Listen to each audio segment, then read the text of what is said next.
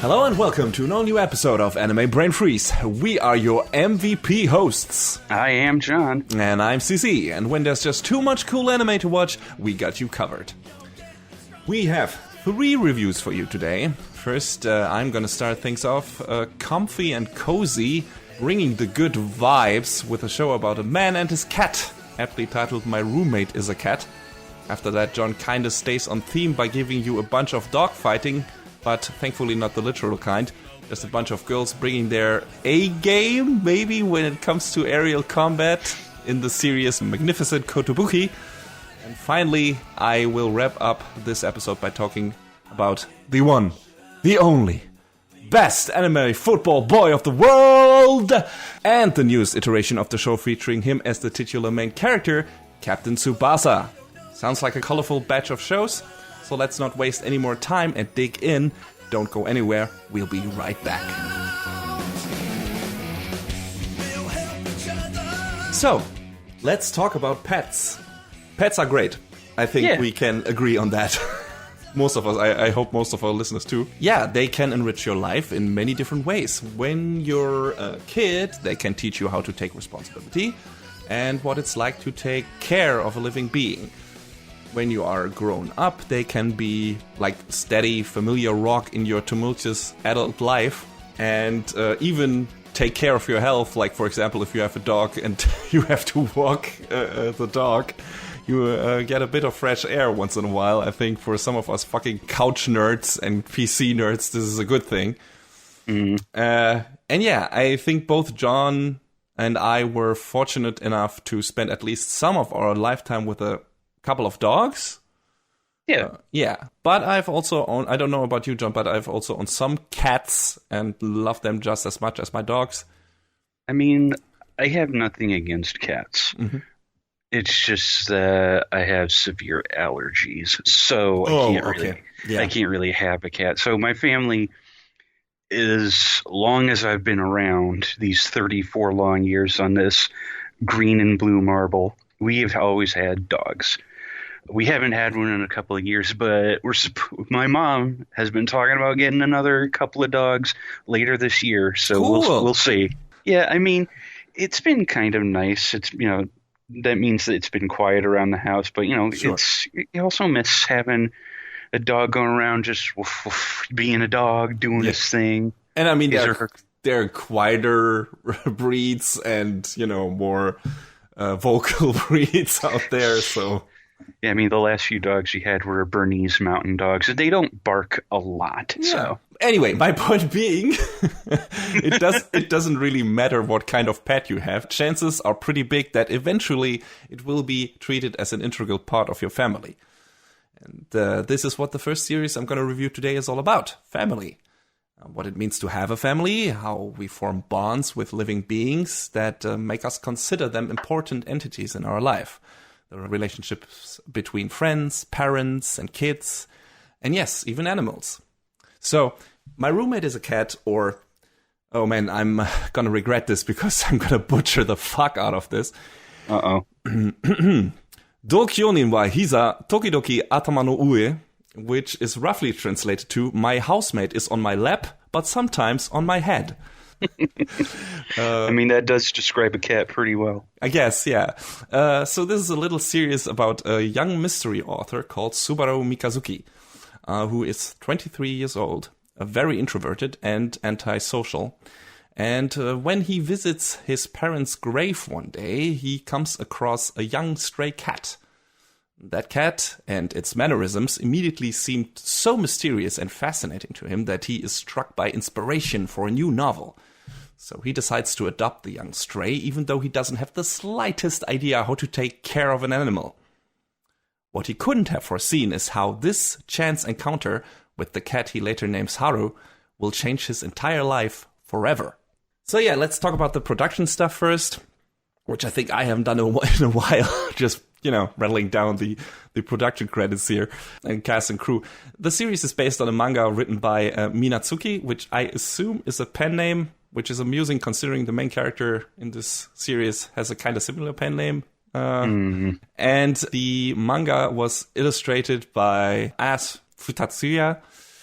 The anime is produced by Zero G, who have done a bunch of stuff, mostly helping out with second key animation and stuff like that, but they also handled the production on stuff like Dive, helped out with the production of Overlord, did an Idolmaster show. They also apparently did the animation production for the old OVAs MD Guys Part 2 Death Force and Shadow Steel, which are first of all, a blast from the fucking past like none other. No shit. This was one of the first hyper-violent anime I've ever seen. Like, MD Guys is...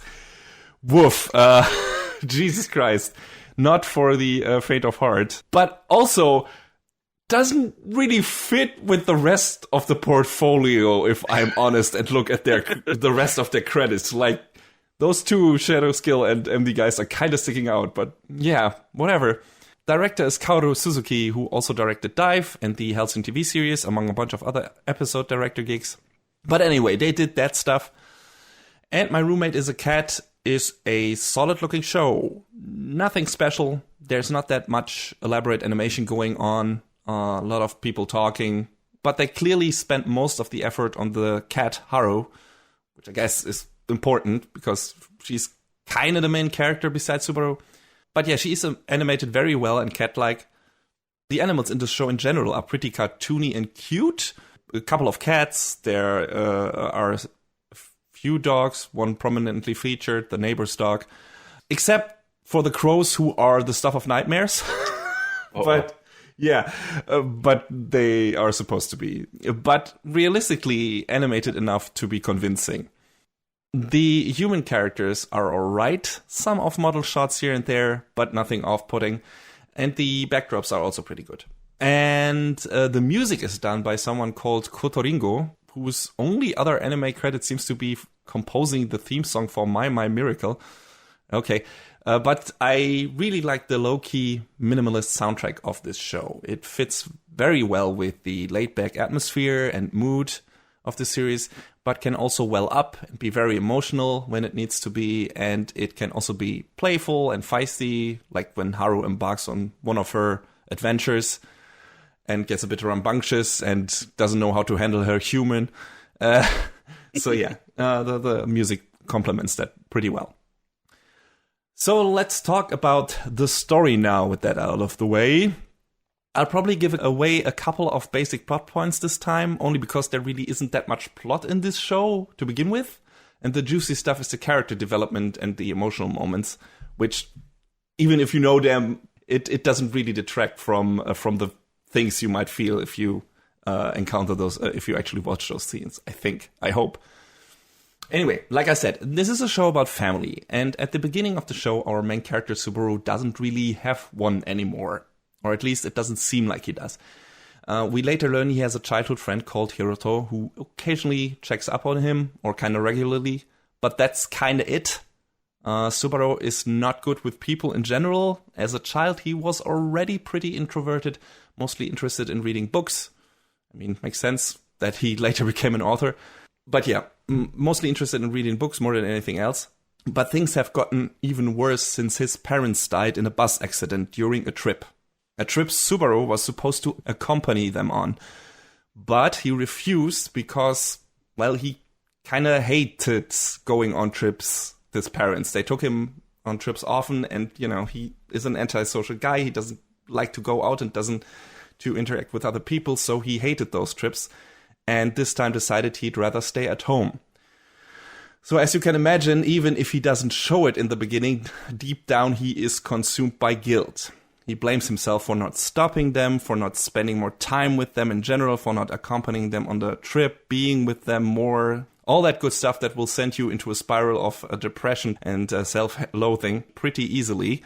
And he has not verbalized or contextualized any of these feelings. So they are slowly eating him up inside. And he clearly has not worked through his parents' death at all. Since then, he has sheltered himself even more from the outside world, has developed a lot of anxieties and so on. He is mostly focused on writing his books. His fridge is always empty. And if Hiroto didn't check up on him regularly, he probably wouldn't even have anything to eat at all. He also hates crowded places, so when Kawase, his new editor from the company who publishes Subaru's books, invites him to meet for the first time at a cafe so they can talk business and he can introduce himself, Subaru is legit pissed. He doesn't want to be there. He doesn't know how to talk to Kawase. He doesn't know how to talk to people other than Hiroto in general. He's very socially awkward. One of his quotes is, "I'll make a point to avoid anything I can't control. I just want to live my life quietly and not make any big waves." And boy, does that sound familiar. At least to an extent. And then by pure chance, Haru enters his life and turns it upside down. Because now Subaru is forced to interact not only with her, which is an ordeal entirely in itself, but also with the outside world. Because, for example, he has to buy cat food. He has to go to the vet. He has to deal with people asking him questions he doesn't know the answers to because he has no idea what cats do, what pets do, what he has to do. So he gets in a lot of, for him, especially difficult situations that he has to work through and has to find his way out of. And in that way, not only does Haru force him to open himself up to other people, but also the experiences he has with her in his everyday life now slowly begin to bring his suppressed feelings and memories of his parents to the surface. One of the early important moments is when he picks the name Haru from a children's book his mom read to him when he was a kid. So it is an immediate emotional connection to the name for him. But by chance, it also happens to be the name of a young girl that gave food to the cat before when it still was a stray. So it responds to the name because it associates the word with food, of course. And thus her name is Haru now. And I like that the series shows this all from the cat's point of view as well. So we know this is not some spiritual connection or something, it's just coincidence. In fact, the cat is confused when Subaru keeps saying Haru and not immediately giving her more food, which is kind of funny. And I like the series' kind of realistic approach to this and not humanizing the cat too much.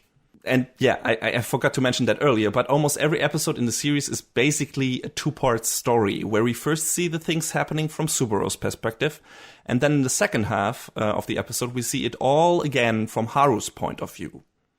It's great, it's interesting, keeps things fresh, and does a good job at explaining the world that Haru sees without, like I said, humanizing her too much. There are some parts where she has kind of like a too human way of thinking for a cat, but a lot of times this feels like it's a very animal-esque train of thought, only coherently verbalized by a human voice naturally, so the viewer can empathize a bit better. Anyway, this moment strengthens the bond between these two characters, and Subaru being happy about the thought of having some kind of family again is really heartwarming. Like, there are several moments in this show that are like that, and I think they are very well written and don't come across too cheesy or too hammy and rang really true. And I like that a lot. Another scene is Subaru drawing a parallel to his mom buying him fancy sweaters because she loved to dress him up. He draws a parallel to him choosing a color for Haru he likes. At first he's like, why is this so important? Why do I even need, why is this so difficult? Why do I even need to choose a color for her? And then he remembers that scene between him and his mom. And yeah, he's like, oh, okay, well, it was important to my mom. And this is important to me because Haru is important to me. So I guess that is all right. He admits that this is a bit self-serving, that it's not really for the good of the cat. Like, you know, his mom dressing him up in fancy clothes wasn't really for his own well-being necessarily, but that it made the person who did that happy. And so, yeah, he can accept that this makes him happy, and that's why he wants to do this. Kawase, the editor, really likes cats as well, but can't have one because his wife is allergic. I guess that sounds familiar, John. A little bit. Yeah. So he decides to come over often because he wants to play with Haru, which kind of backfires because Haru hates him. Because he's too, like, overbearing and always wants to play with her. He's like, go away. You're creeping me out. But I think he also wants to make Subaru come out of his shell and connect with him as well. So this is a good excuse to become part of Subaru's life and help him out. Kawase is a really good guy, and you get the feeling that he's trying to look out for Subaru and trying to integrate him into society again. And yeah, Haru is the catalyst that slowly expands Subaru's world. He befriends Nana, the clerk from the pet store, because she knows a lot about cats, naturally. And also her brother, who turns out to be a big fan of Subaru and his writing, without knowing that he wrote those books. But, he mentions it by chance, and then, Subaru is kind of flabbergasted because he has never personally met someone who likes his work and who cherishes it. It enables Subaru for the first time to experience someone cherishing and adoring his work and how and explain to him how that enriches their lives, which of course helps Subaru gain some self-confidence and recognize his own worth again, and giving a bit of help climbing out of that spiral of depression and self-hatred. It's one of those little baby steps and little pieces of the puzzle that help him slowly become more self-confident again and be more happy in his life. And I really like how realistically the show portrays how such a small thing like a pet can change your life for the better. And I speak from experience here because my mom is a social worker. And when she lost her job a couple of years ago because of downsizing, she was heartbroken and in a really bad place. And then we got our new dogs, and she decided to train them as therapy dogs. And now she helps kids from difficult upbringings, and the dogs help her find an immediate connection to the kids, because most kids like dogs. And that enables her to give them the educational treatment they need. And she's super happy with her new work life now, and none of that would have been possible if we didn't have dogs. So, yeah, small things can have a big effect. And speaking of moms, I think one of the strongest scenes in the show is when Subaru finds his mom's old photo album and for the first time really faces his feelings about his parents' passing and his regrets for not spending more time with them. And that comes from a really emotionally earnest place and really pulled me in. And that is followed by a big scene where he connects more with Haru as a result, because she feels that he's not okay and comes up to him to make it right in a way, or she doesn't feel comfortable because he doesn't feel comfortable. And that scene just fucking killed me. I was lying in my bed Saturday morning watching a dumb cartoon about a boy and his cat, and I was bawling my fucking eyes out. It was great. It was a fantastically staged scene, incredibly well directed, very emotional, great soundtrack, not too sappy. It just worked, and I understood both these characters very well.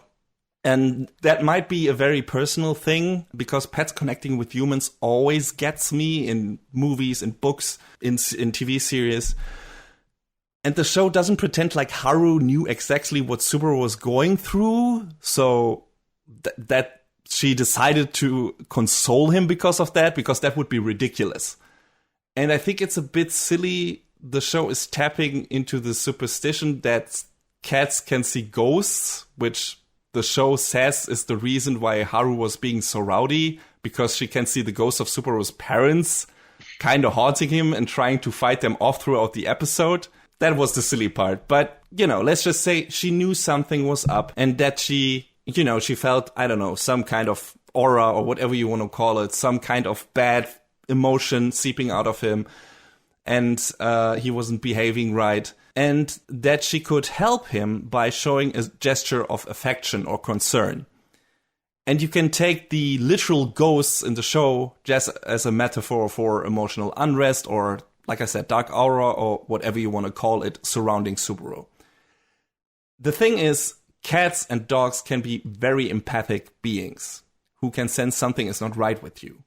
And that is not a superstition. They may not understand it, but they know that you are not okay and want to change that, want to make that right. And I've had that experience with my dogs a lot of times, where I was just like trapped in a bad loop in my head, not even giving any conscious outside notifiers of that at all, but not wanting to talk about it with anyone either.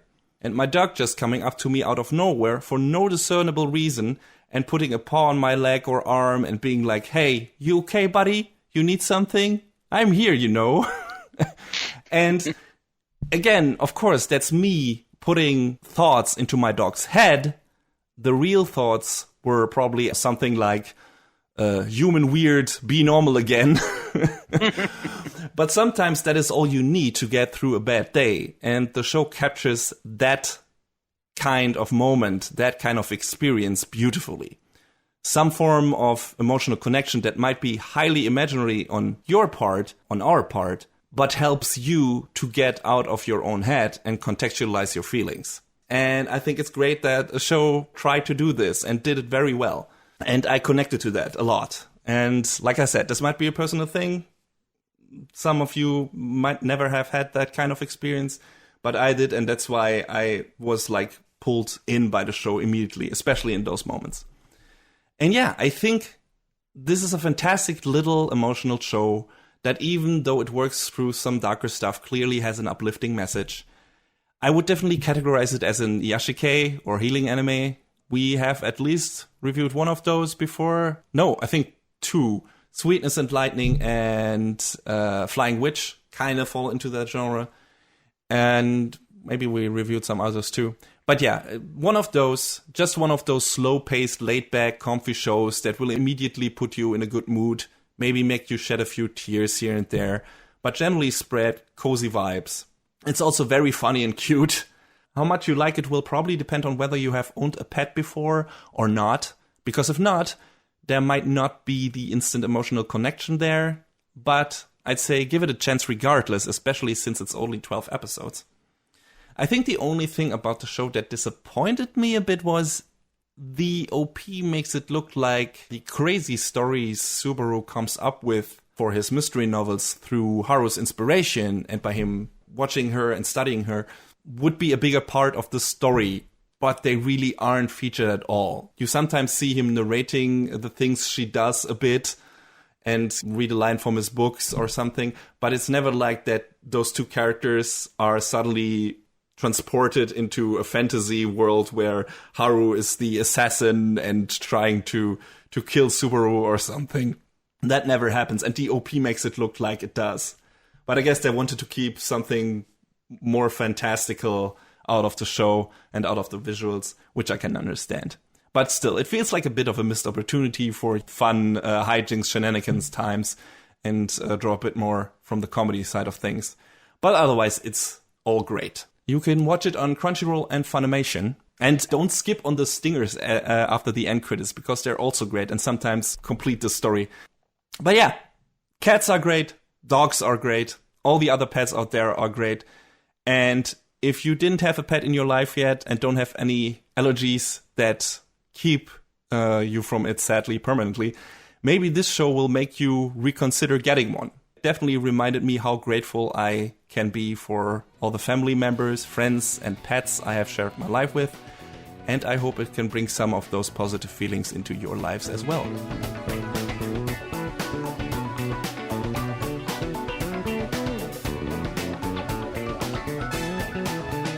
Okay, so that was nice and heartwarming.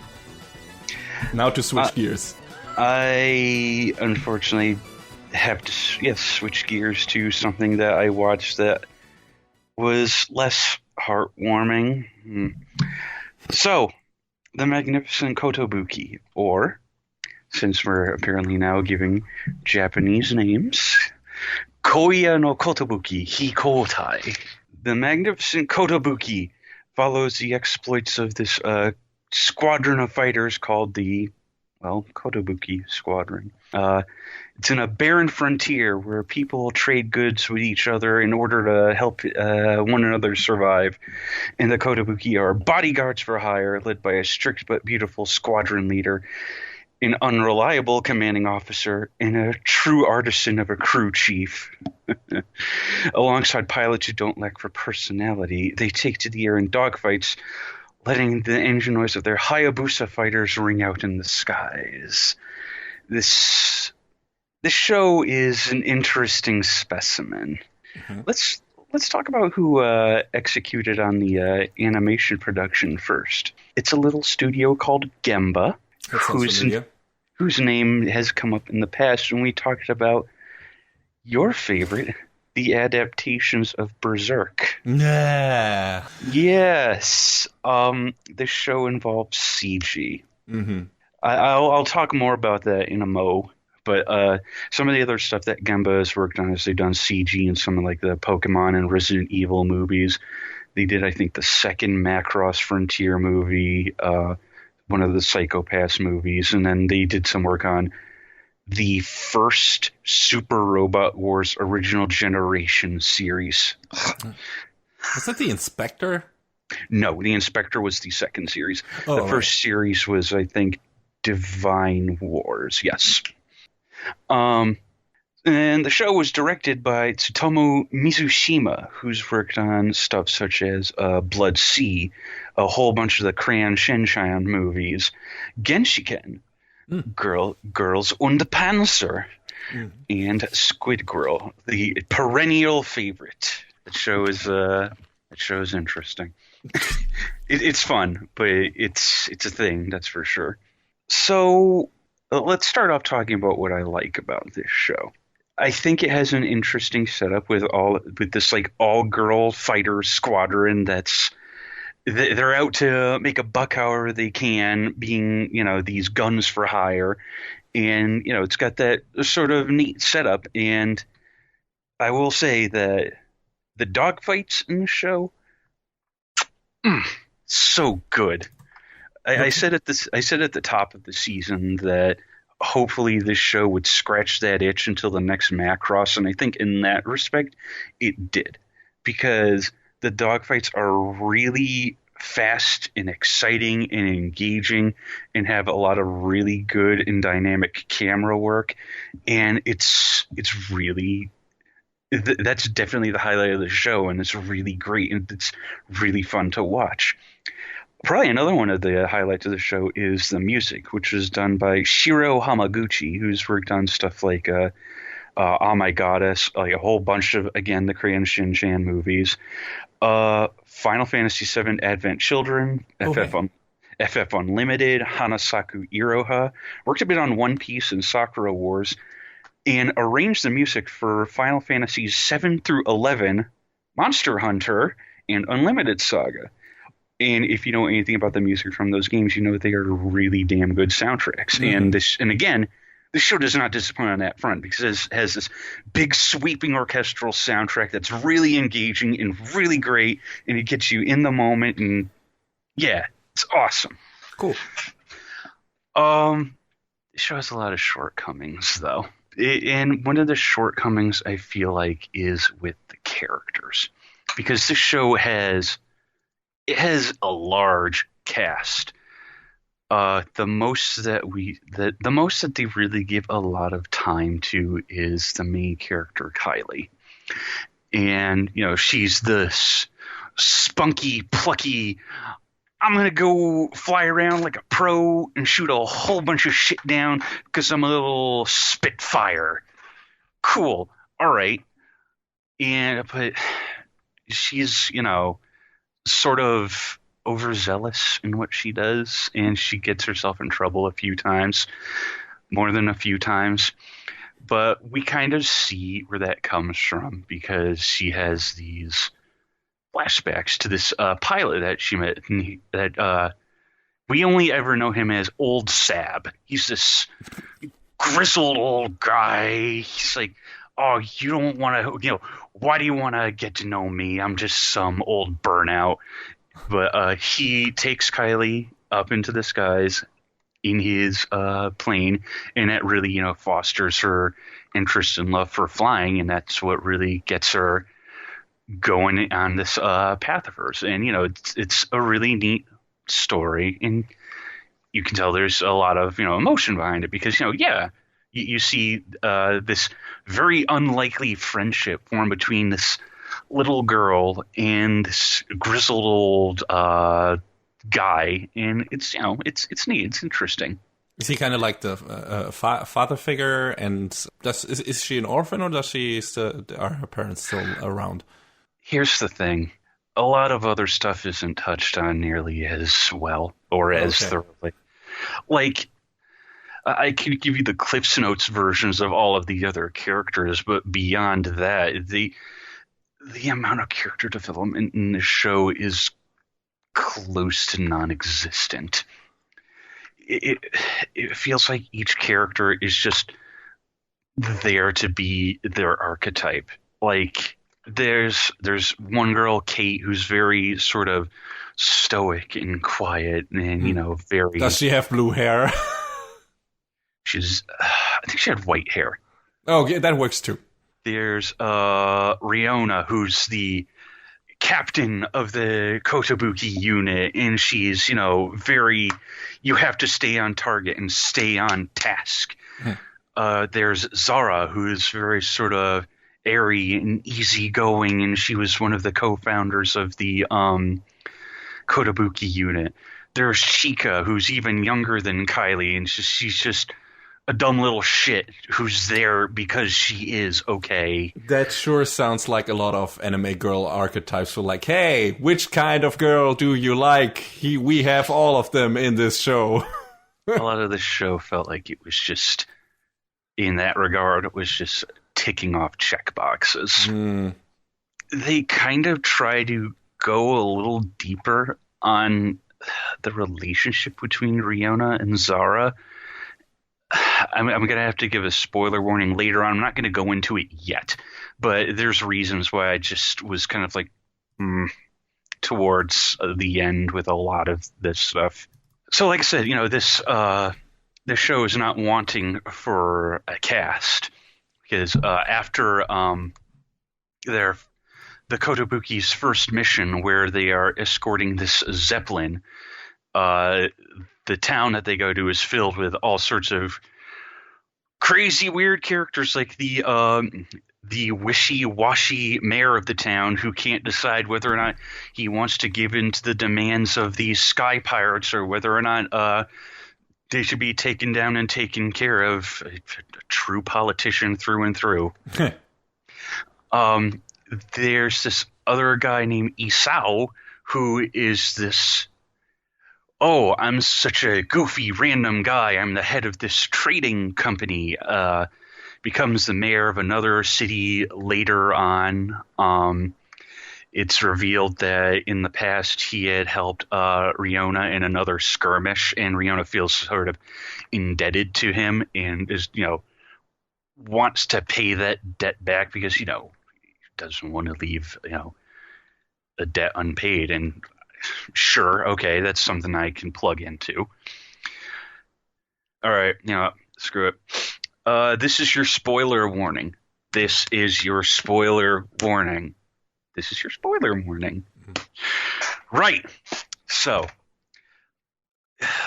later on, it's sort of revealed that Isao is bad because he is. Just for reasons?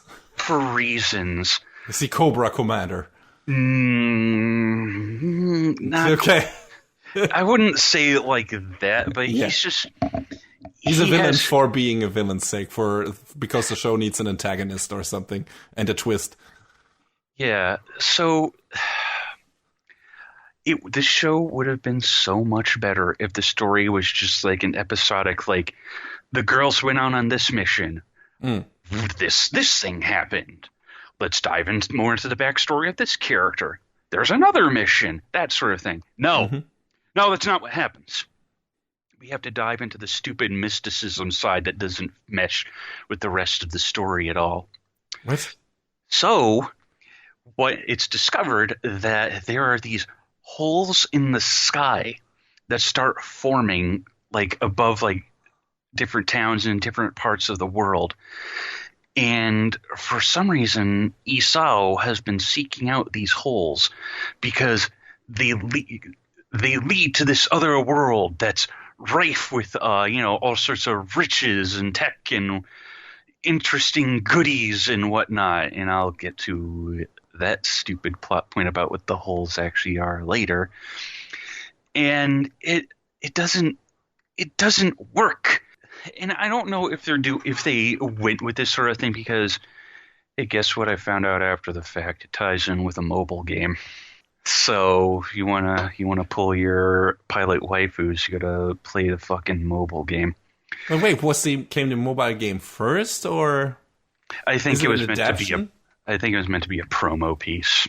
Oh, okay. One of those, I forget what they're calling them now, like multimedia or cross-media projects. Cross-media things, yeah. Yeah. That worked out so well for Final Fantasy 15. I mean, Brotherhood was good. Brotherhood was great, actually. Brotherhood was actually really good, yes. But, the whole intersecting story path between Kingsglaive and the actual game did not work at all. Yeah. I still have not watched Kingsglaive, so I don't know for myself.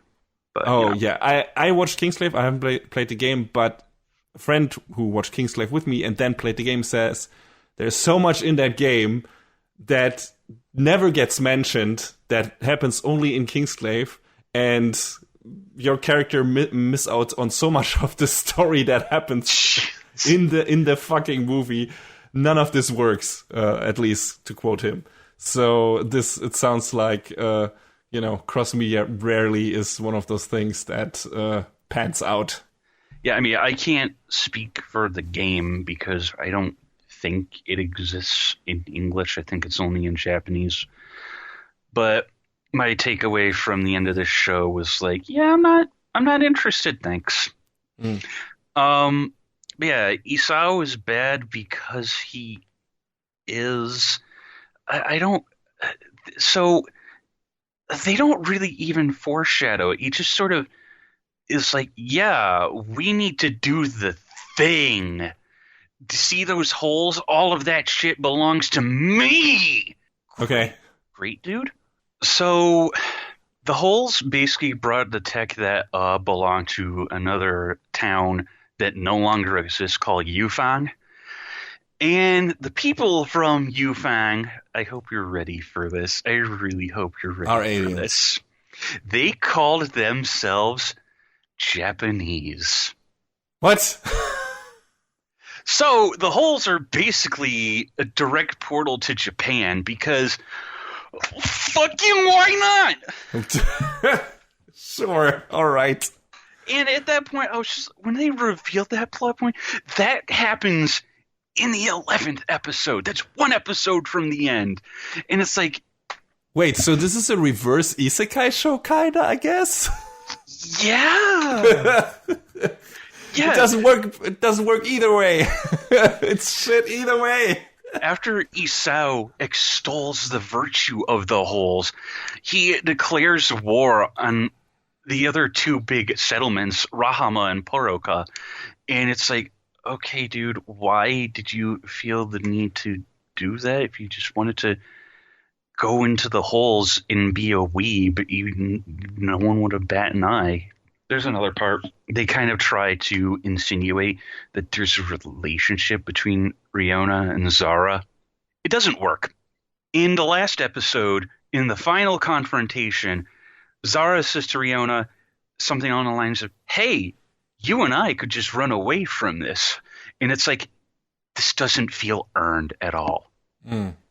Because they kind of hint at it in one scene in an earlier episode, and then forget it, push that aside. That's not important. It sure sounds like this series should have had a couple of more episodes, or that's what they were trying to do, and for some reason it didn't happen. It sounds to me like this show was written by committee, to be honest. Yeah, that's that. When I got through watching this, that's kind of the feeling I got, because I was like, it starts off really interesting. And you know what? I'm going to say it. The CG in this show is fine. It's not It's not offensive. I think it's actually fine. Some of the character animations aren't great, but they're not terrible. It's not the worst I've ever seen. It's not Berserk, is what you're saying. No. What really kind of depresses me, though, is when there's CG and traditionally drawn characters in the same frame, because the regular art it looks fine. It doesn't, like, you're thinking, oh, they went with CG because their traditional animators couldn't hack it. No, that's not the case at all. And here's the really weird thing. There's episodes where some of the main girls are wearing different outfits, and when they're wearing different outfits, they're not CG. Okay, so they didn't code models for the different outfits, or okay? They only have one character model for their regular, normal outfits, and beyond that, it's just, oh, they're going to be hand-drawn animated. Why? Yeah. I really honestly feel like it should have been all or nothing, because, like I said, the CG characters, it's not the worst I've seen. I remember seeing the promo videos before the show started, and I was kind of like, but then I started watching it. I was like, okay, it's. I can watch this. I can watch this and be fine with this. That didn't put me off. But this like half-hearted approach, just like, guys, you cannot have your cake and eat it too. It's got to be one way or the other. And I feel like this has become a theme for me, where you can't be wishy-washy. You just got to do it. You need to commit. Yeah, you need to do something, and not just, now I'm doing that. Now I'm doing that. Now I'm doing that. Let's just try a bit. I mean, I really don't like this approach of combining traditional drawn character models for the side characters and then CG models for the main characters. Kato, the right answer, already did that, and I hated that. I really did. I thought that took me out completely off the show. That's why I never gave Kotobuki a chance, because I was seeing it was doing the same thing. Even though I have to agree that the CG models didn't look bad. So, but, the combination of some characters being CG, some not, it's just like, why? Why would you even do that? There's no reason for this. Even if, your animation quality drops or something, if you have to do more hand-drawn stuff, that is still more, I don't know, that's still more engaging, or keeps you more engaged and doesn't pull you out of the show than if you combine these two styles that don't mesh. Because there is just a straightforward, visible difference between CG characters and 2D characters. And even if the animators think we're at a point right now where you can tell the difference, I can always tell. I can always tell. Yes. Like, even though the quality on both sides is fine in this show, you can still, you can look at it and say, oh, I see the difference. Clearly you can. And I just looked it up now. I meant to, actually, before we started recording, but I didn't have a chance to. I wanted to look up and see if I could find, like, Blu-ray rips and see if they did something different, but I can't find any Blu-ray rips. I was just searching for them, and I wanted to see if they had changed or did something different for the home video version, and I don't know. Maybe they'll start popping up later on, and I'll be able to find that out. But I'm actually really curious about that. Because with Berserk, they cleaned up a lot of it for the Blu-ray, didn't they? Yeah, they did. So, yeah. I mean, I haven't checked out the Blu-rays because I'm done with that series. But still, I don't blame you. But apparently they did, yes. But there is also an approach to this whole thing that works, and that is doing all of the characters in CG for specific scenes. And Dragon Ball does that a lot. In the Dragon Ball Super Broly movie, there are scenes where both Goku and Broly are CG, so they can use more dynamic camera perspectives and everything, and tracking shots and all that stuff. Because that works better in CG than or it's not as expensive, not as work intensive in CG as it is in 2D and traditional animation.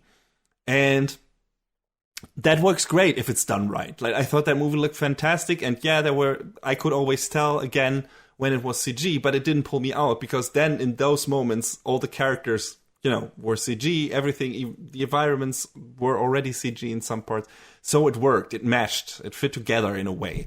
And One Piece did that too in some of its recent movies. So yeah, you can do that, but if you do like an entire series, or almost an entire series, unless the characters wear different outfits, apparently, where you have characters that are traditionally animated in the same scene, talking to characters that are CG, but are clearly supposed to be both human and not one is not a weird alien or something. It's just, in my opinion, it does not work. It does not work at all. No. I hope they stop this. I hope they never try this again. I cannot see this working ever. I don't know if it was a cost-cutting measure. I doubt it. I don't think we'll ever know, but yeah, I mean, that aside, like I said, the plot of this show devolved into absolute nonsense. The character development for if your name wasn't Kylie or Old Sab was miserable. Okay. Like, even the captain of the Hagoromo, Sanayatsu, he's just shown to be this incompetent, dumbass loser, and they try to give him these moments of redemption, and even in those moments, he still comes across like a loser. It's like, you're not endearing this character to anyone. And Madame Lulu, who's the big head of like the Oni company, who's like that's involved in sorts of transportations of goods and materials, and she works with the Kotobuki and all the other characters. She's so one note. Everyone is one note. Does the show immediately start with some weird science fiction? No, things? No, it doesn't start with that at all. It just comes out of fucking nowhere. And one of the side characters who has apparently been researching this like for however long, we don't know. It's like, yeah, these holes are going to be a thing, are a thing when they start appearing later on in the show. And I'm just sort of like sitting here scratching my head saying, what? Huh? I wish this show was better than it was, because it starts off neat and then it just spirals so far downhill. And I would honestly say the two main reasons to watch this show are the dogfights, because they're fucking incredible, and the music, because it's also great. Beyond that, the show just, it exists. Go watch Macross. Yeah, and then again, you can listen to the music by just listening to the soundtrack, and that only leaves the dogfights, which is a bit of a slim... Yeah, this show left me really disappointed, but I don't know. I don't see it really coming back for another go around and maybe improving on what it did. Is the story finished? Like, is that weird? Do they go to Japan? I mean, that's super spoilery, I guess, but... Isao, over the town where the final showdown happens, a gigantic hole appears, and Isao's like, I'm going to take control of this hole. It's mine. And he flies into it, and Sanayatsu sends the Hagoromo flying in after it, and it's like loaded for bear, just chock full of explosives. They detonate the Hagoromo after it reaches the hole in order to seal the hole and to leave Isao on the other side. And it's like, okay, that ending sure was a wet fart. Especially since, like you mentioned earlier, it's why wasn't he just going over there just in the first place? And like, it seemed like he could have just gone back and forth and no one would have batted an eye. Yeah. And he just could have been like, oh, look at this cool tech I discovered. Isn't it neat? Where'd you get that? Yeah, it kind of feels like the villain making life for himself harder by doing what he does. Like in Kokoku with the main villain, who's like, hey, if you had just talked to these people or left them alone, then you could have actually realized your dream more effectively. And it sounds like Izawa is the same kind of wrong-headed character type. No, but he's goofy. Ha ha ha. Look at how random I am. Oh, I do magic tricks. I'm a really good pilot. Shut up. Okay, seems like there's no real enjoyment in that, even though it sounded funny. Yeah, and I mean, the thing that really baffles my mind is the show had 3 writers, and apparently they couldn't put their heads together in order to make too many cooks to make this work, even though each of them individually have worked on better stuff than this. Like, well, maybe one should have taken the lead, or I don't know, that it should have been a single experience. I don't know, but this show, I don't know whether or not to say it's worth watching other than the dogfights, but if you're really that curious about the magnificent Kotobuki, you can tune into it on either Crunchyroll or High Dive, and if you do that, I'm curious to know what our viewers' thoughts are on the show if they do decide to check it out, because, like I said, I think the show is really lacking and really, it starts off strong and interesting, and then it just falls apart one episode at a time. But, you know, hey, it's just my opinion, man.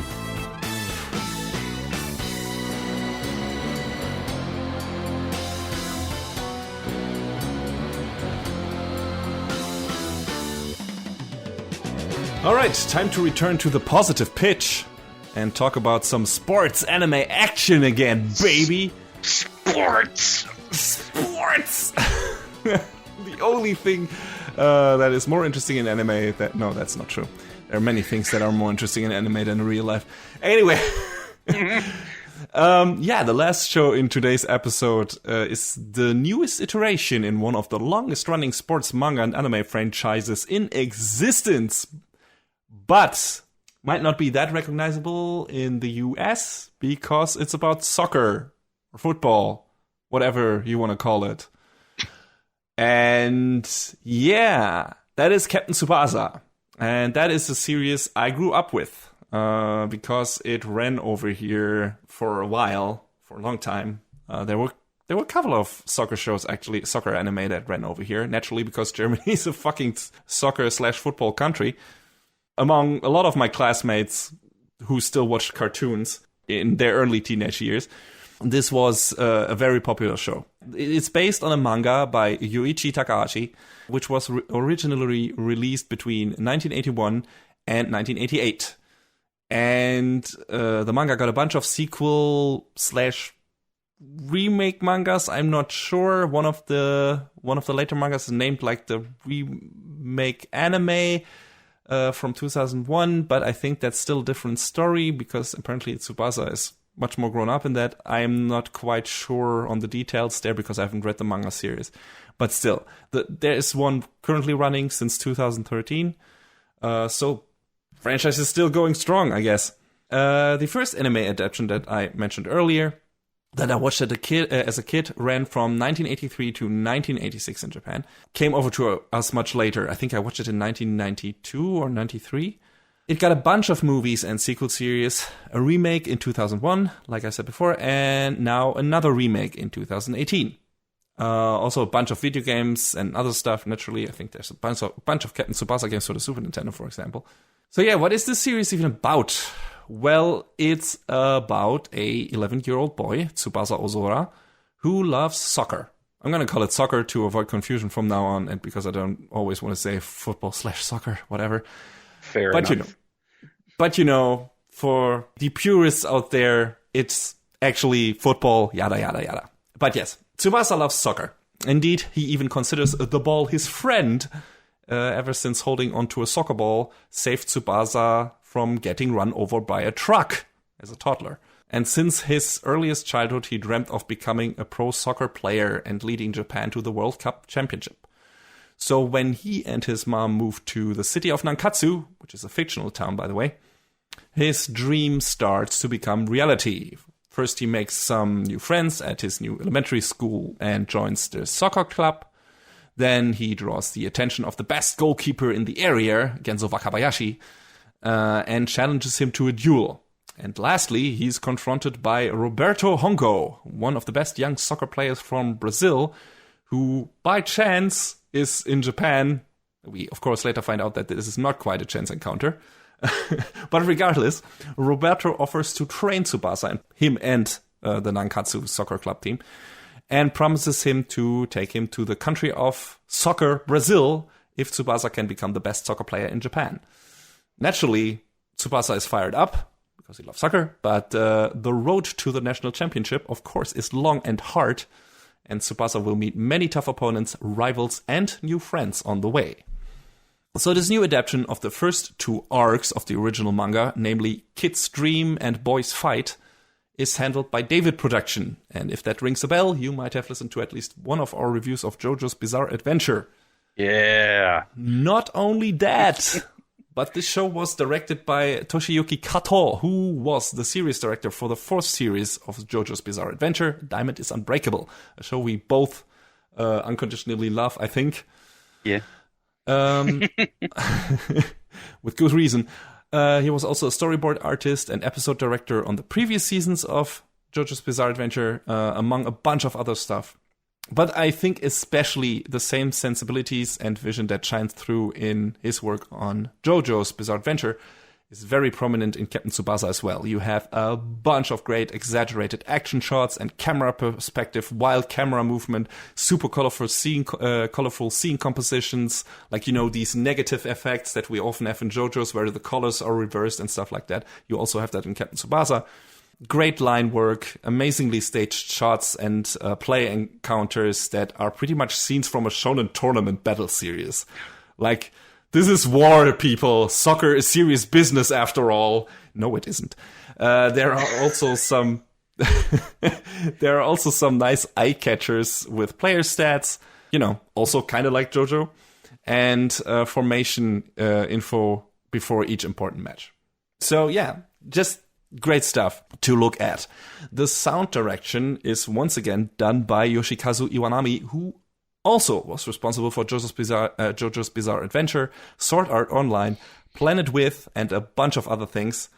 And if you have seen those shows, you know what kind of sound he is going for. It's this, like, especially when it comes to the sound effects, when in this case someone kicks a soccer ball, or, you know, in JoJo's Bizarre Adventure some enemy stand appears or attacks someone else. It's like these crackling, powerful sound effects, sound designs, who are very recognizable and give the action scenes in the show the necessary amount of oomph. It's like this big, like very sort of bassy, very sort of powerful sound.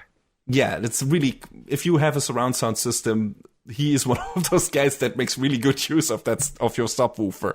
It's really good stuff. I enjoy his sound work a lot. Chief animation director is Hajime Watanabe, who, among other things, was responsible for the key animation in the very first Captain Tsubasa anime. So the legacy credit is there as well. And yeah, in my opinion, this is a great-looking, a very dynamically directed and animated show. Sure, not all games are super well animated. There are some off-model characters here and there, and, you know, some more stiff and janky animation when they, you know, obviously trying to save some money. This is a long show, this is 52 episodes.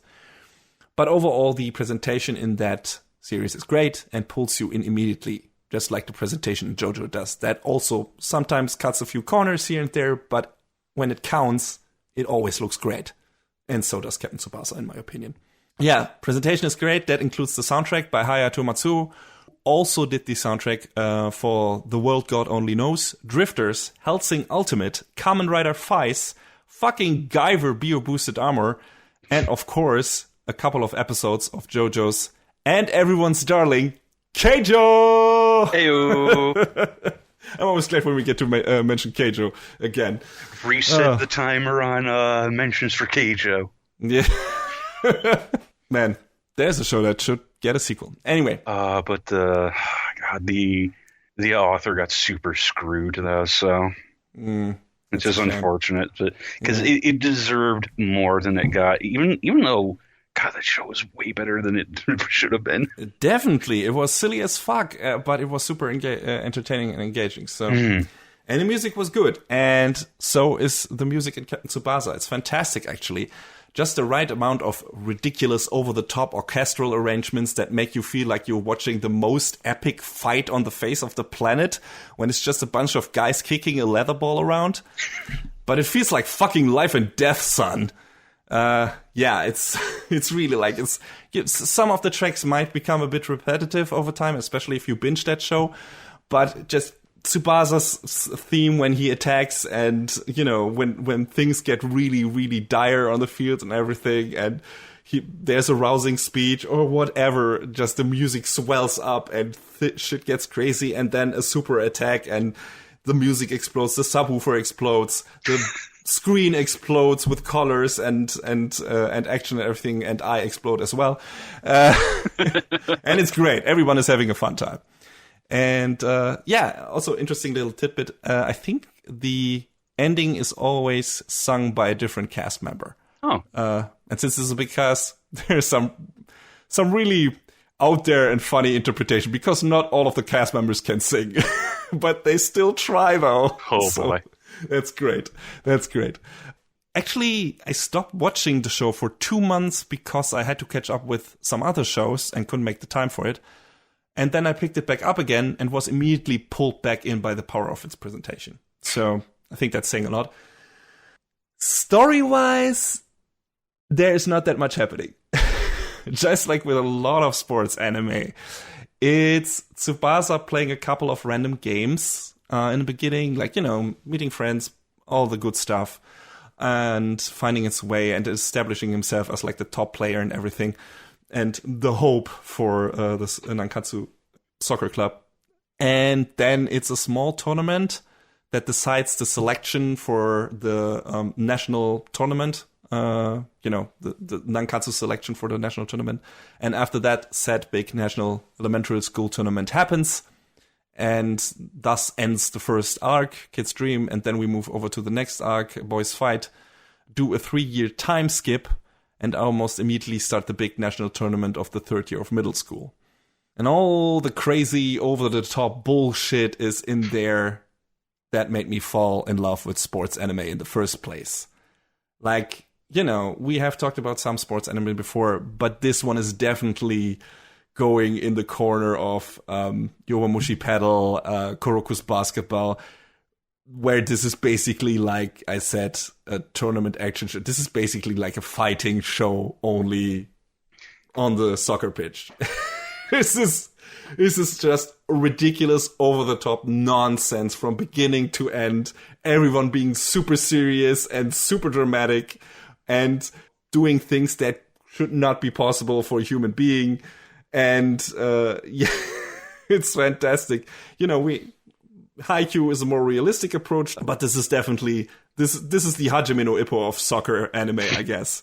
And yeah, everything you'd want out of that, if you like that kind of shit, is in here. Awesome characters, big emotions, special shots, like special moves, fouls that would lead to red cards for the entire opposing team at once. In fact, why not? Let me just rattle off a selection of the dumb, hyper-enjoyable nonsense that happens in this show about fucking soccer. Legs engulfed in lightning from a clash. Eagles spreading their wings because the ball becomes the eagle.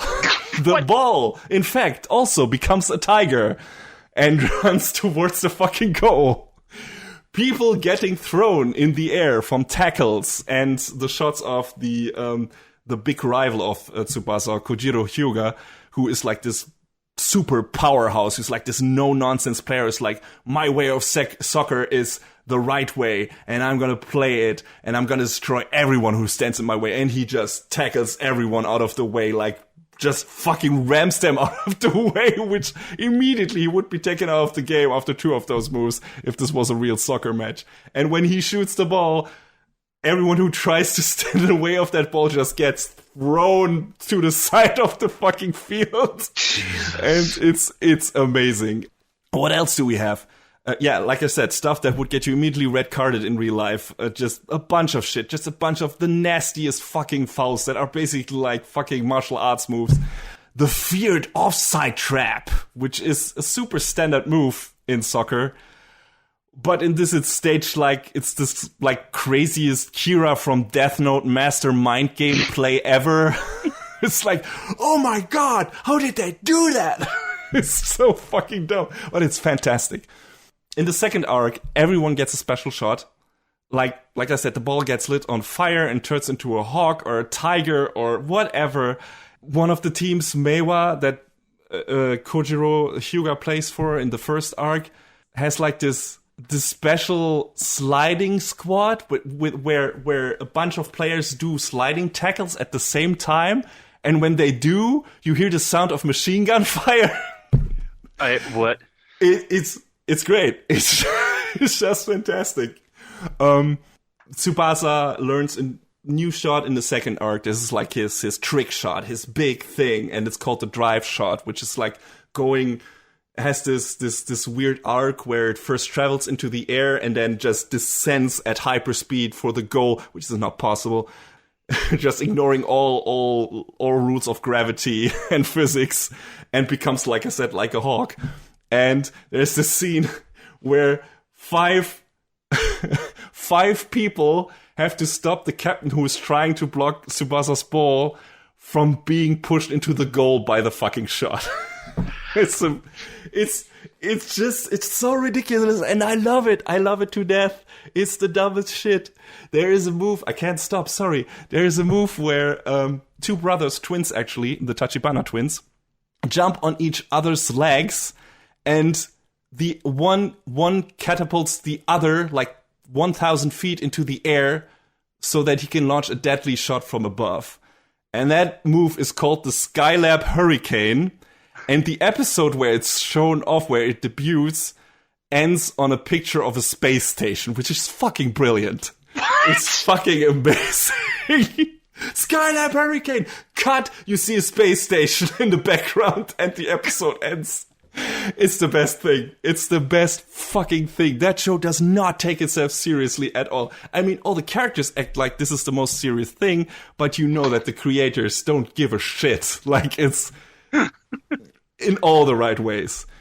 And I think, well, let's give two more before I give all the stuff away from this show. The team that Tsubasa's rival is on also has a literal karate goalkeeper who chops and kicks the ball away like it's a karate attack. And it's amazing. He's also a really cool dude. Wakashimatsu is amazing. He's very nice. And not is he only a literal karate goalkeeper, he also saved a dog's life from an oncoming truck, which seems to be a running theme in this show. Trucks are dangerous. Which is how he hurt his shoulder, actually, which is kind of a small plot point in several of the games, but whatever. And, okay, the final one, which was one of my favorites. Kojiro Hyuga, the powerhouse character, kicks the ball so hard into Nankatsu's replacement goalkeeper's face, whose name is Morisaki, that the replacement keeper gets PTSD from it, and it is afraid to go for the ball until Tsubasa stops another goal by letting himself get hit in the face on purpose to show Morisaki that the ball is their friend. It's all so ridiculous and stupid, but played with such earnestness that you can't help but love it. You laugh at it, you love it, you enjoy it. It's amazing. This is what I go for in sports anime. I love the realistic ones too, like Haikyuu, but this dumb shit, this is my jam. This is my absolute jam. I adore it. Yeah, there's some more serious notes in the show as well, like, character-wise, like Roberto, for example, Roberto Hongo. He loves Tsubasa, he loves to train him, he adores looking how Tsubasa grows and becomes like this soccer prodigy, like this genius player, and he recognizes a lot of himself in him. But he's also conflicted because at some point he realizes he doesn't want to take Tsubasa away from his family and his friends because he is afraid that he is only projecting his dream on him. Because Roberto actually can't play soccer anymore since he has, I think, a retinal detachment or something like that. Yes, that's what it was. And that actually led to him doing a suicide attempt. And Tsubasa's father, who is a captain on a ship, actually saved him. He saved him from drowning. So, there are darker undertones here and there, definitely, but mostly it's lighthearted fun.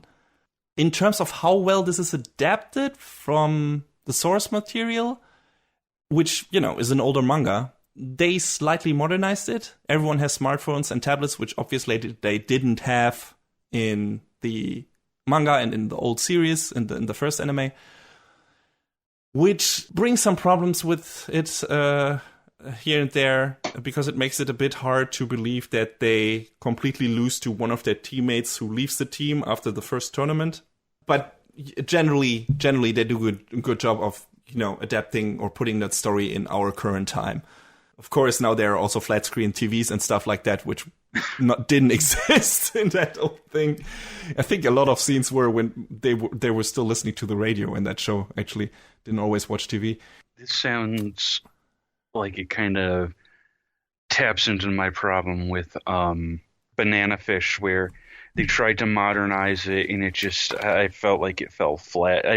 Because considering the era that this show is originally from, I feel like watching that and seeing that would probably bother the shit out of me. Maybe. It's not that prominent, though. There are some key scenes, like I said, when, you see, okay, why would they lose contact to that one guy? Like, it's not like in the olden days where they would have to write letters or couldn't immediately get into contact with him or something. Some of those story points just don't work anymore. But, they try to talk around it a bit. But it rarely happens, because most of the story of this series takes place on the soccer field, and that doesn't change. Like, that doesn't need to change, because those are where most of the character interactions happens, and where the characters talk to each other through their play and stuff like that, So it's not as irritating as it probably is in Banana Fish for some people, because some of the story, a lot of the story hinges on characters being at a certain place and not communicating even though they could, and that leads to shit going awry, even though it shouldn't, stuff like that. That doesn't really happen in Captain Tsubasa. Okay. But yeah, still, it's you would notice it. There are some moments definitely where you can see, okay, this is an older series that they're trying to modernize, and it doesn't always work, but mostly it does. And yeah, other points in terms of adaptation, some matches are slimmed way down. This new show only has 52 episodes, while the original one had a whopping 128. Damn. And the remake from 2001 had 52 as well, but that one was even more slimmed down, I think, because it also contained a couple of later arcs, while this one only contains the first 2. So I think in terms of density, this is a good middle ground, even though the final match runs a bit too long, maybe. Like in elementary school, one half runs 20 minutes, and in middle school 30. Real adult games go 45 for each half.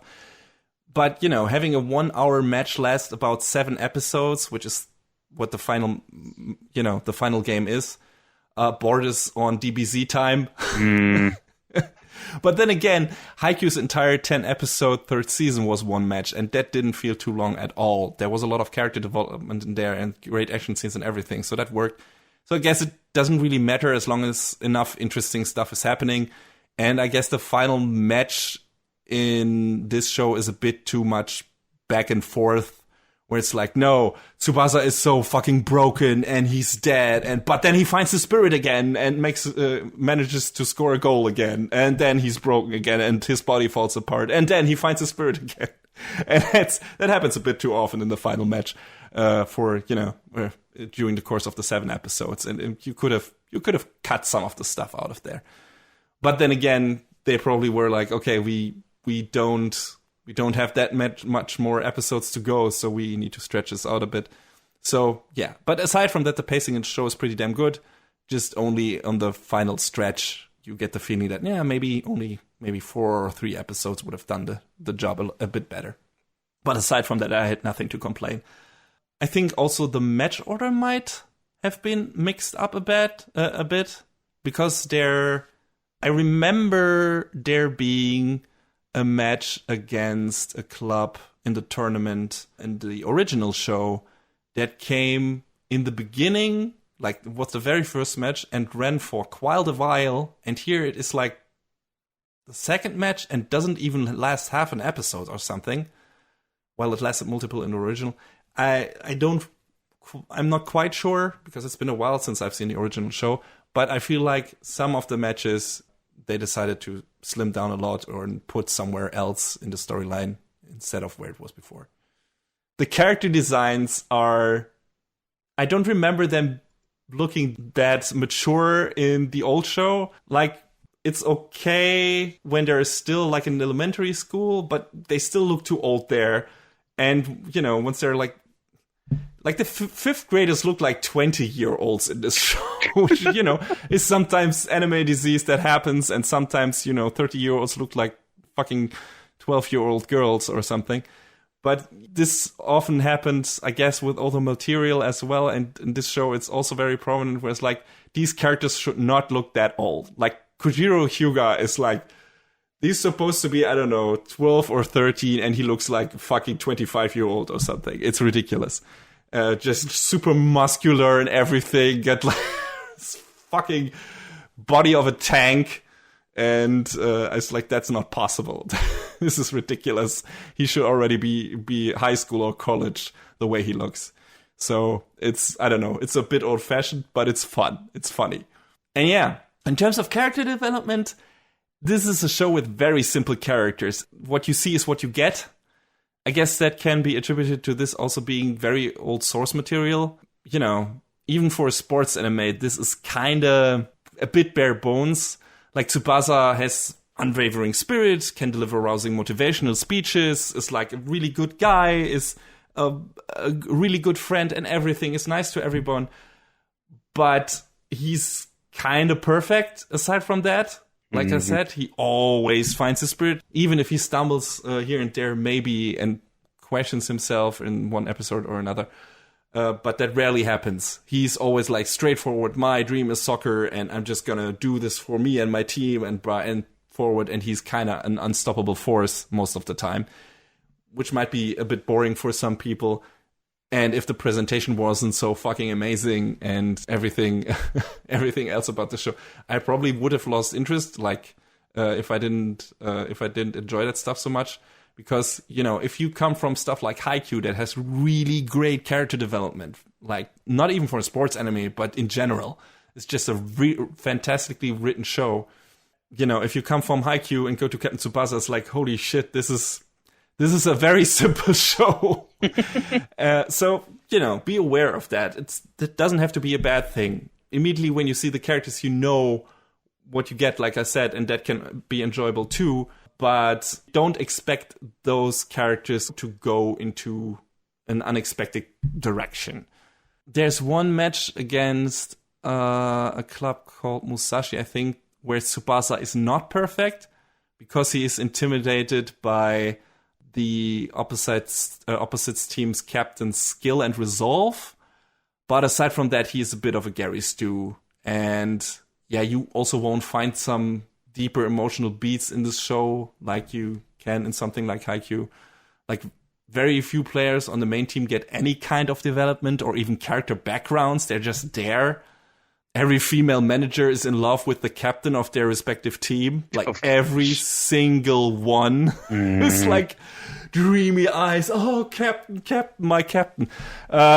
It's kind of ridiculous. You really notice in those moments you notice that this is a very old, or this is based on a very old manga. But then again, if you can deal with that, if you can recognize and say, okay, this is a series from simpler times, it's totally fine. It's nothing offensive in there or anything. It's just like, yeah, sports anime has come a long way in terms of writing. Anime in general. This is a lot simpler. Some opposing players get some pretty good development instead of the characters from our main team. There's one character that has like health issues, and one character who has like a kind of difficult upbringing and stuff like that. So that's cool, and that of course makes the matches more engaging because at times you are rooting for both teams to win. For Nankatsu because they're the main character team and Tsubasa's on it, and for the other team because the captain or whoever is a bit more well developed, I guess. And yeah, there are some really good matches in this series, like really enjoyable stuff where the characters' ideologies and spirits clash. They do some interesting stuff with that, even though the characters, not all characters are necessarily super well developed. I would say the only difference is Kojiro Hyuga. He actually, which I didn't even remember, but he's actually the character with the most with the most development in this show, which you wouldn't expect when you see him, because he's like this really gruff piece of shit in the beginning, like downright asshole to his teammates, to the opposing teammates. He's arrogant. He's a very brutal, violent guy. He, like I said, just runs people over and just wants to score the goal, doesn't care about anything else. And then you learn that he does that he wants to become a pro soccer player to take care of his mom and siblings. So, there's that. Okay, he's actually, has noble motivation here. And then doing the course and clashing with Tsubasa and everything, and seeing his way of play and succeeding and everything, he becomes a different character, and even more so in the second arc. He learns to be humble. He learns to take his teammates' feelings and his teammates' needs more into consideration than his own. And that actually goes so far as that he begs the coach of his team to let him play, even though he stayed away from the team to train without telling everyone. And in previous times, he would have been too proud for that. Like, he was, like I said, an arrogant asshole. But you see that he has learned, that he has developed, and that he is trying to lead his team to victory, and that it's not all about him anymore. And yeah, he's pretty much the only guy in this show, the only character who has a real arc, in my opinion, who starts at a completely different point than where he ends up when the show wraps up. And that's why he's one of the most engaging characters, which, like I said, you wouldn't expect when you see him the first time he appears. And yeah, that's cool. That's cool. I wish there would have been more characters in this show like that got some real development. But yeah, I'm okay. I'm okay with the rest just being this great, amazing, this ridiculous nonsense, over the top bullshit, and then, have at least one character in there that has a great arc. So yeah, it's cool stuff. And if you take into consideration that this is an older series and older source material, I think you can be fine with that and deal with that. And yeah, pretty much the only complaint or thing I wished for at the end of the series when it wrapped up after that eclectic final battle was that I would have liked to seen some of the later arcs, because after the first two arcs where it's only the national tournaments, Tsubasa and the rest of the main characters actually go on to play internationally, and some move to clubs in other countries. I think Kojiro goes to Italy, Tsubasa goes to Brazil naturally, Wakabayashi, the goalkeeper, goes to Germany. I think one of the other guys is in France. Yeah, Taro Mizaki is in France. And then they all meet again and play in the World Cup. I think it's the World Cup at some point. And that was really great. And I like that. I think that has an even more epic feel to it in the original series. And I would have liked to see that again. But sadly, this series ends after the second arc. And I have a feeling we won't get to see any more from this. I think new adaptations of Captain Tsubasa only come around when there's like a World Cup tournament in real life, like this cross-promotion thing. So it's like, soccer is on people's minds again. Let's push out another soccer series. let's do Captain Tsubasa again. And since they didn't keep like the series running now and just kept it going, and it says the end in the final screen and not the end question mark or to be continued or whatever, I doubt we'll see more adapted in this way, or with this team, with this cast, with this crew, which is a fucking shame, because aside from this nitpick and from the few little things here and there, this is the perfect, this is the best adaptation of the source material I've seen. This is better than the old show, this is better than the 2001 show. Just from the standpoint of the presentation alone, this is a fantastic, fantastic show. Super enjoyable, and the best Captain Tsubasa version I've seen so far. And I would have loved to see the entire manga being adapted with this kind of production crew and with this kind of creative vision. And yeah, I'm really sad that we're probably not gonna get this, which is a real shame. It leaves me a bit sad at the end of the series, but not because of the series itself, just because it's so fucking good, and I would like to see more of this. But yeah, I guess there are worse things than that. Like, if a series is so good that you're just sad, the only thing you're really sad about is that you probably won't get more. I think that's a pretty nice thing to have, I guess, or a nice thing to say about the show. Mm-hmm. And yeah, I love this show. I love this version of Captain Tsubasa. If you want to check it out, I'm sad to say I don't know. At least I think in Germany over here, I think it's airing on Anime On Demand, which is a streaming service for in our country. But I don't think it's streamed somewhere in the US. I'm not sure. I didn't look it up. But since soccer is not that big in the US, I mean, it's getting bigger, but not that big. I think it's not streamed there. I think it's streamed in Brazil, maybe Mexico. I'm not sure, but I don't think in the US. So you would have to resort to fan subs. They are out there, so you can definitely check out the whole show that way, but not legally. Your decision. I think it's worth it to check it out, especially if you like sports anime. But in general, this is a very fun, enjoyable show. And if you never checked out a sports anime and you are in the mood for some ridiculous bullshit that is just over the top fun, pretty much all the way through. Very simple, very enjoyable show. I'd say give it a chance. Give it a go. In terms of non-realistic sports anime, or quote-unquote realistic, Haikyuu is not that super realistic, but more realistic than Captain Tsubasa. But yeah, in terms of those ridiculous shows, this is definitely one of my favorites now of all time. Like, up there with Kuroko's Basketball and Yowamushi Pedal. Either one of those could be number one, and Haikyuu is in the more realistic camp. But yeah, it's definitely one of my favorite shows from the previous seasons, because it was running a while, and I can wholeheartedly recommend it. If you want to give it a chance, do it. I think you won't regret it.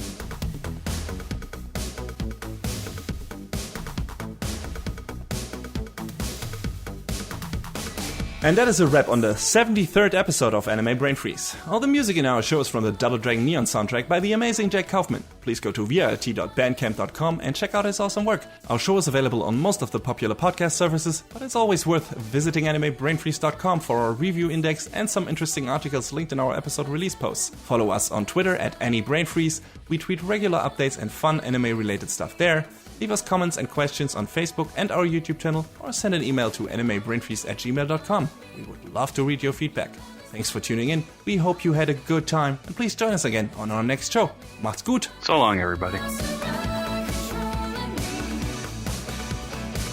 Next time on Anime Brain Freeze. It's time to bust open the delusion of religious zealots once again. And sometimes you gotta run before you can walk.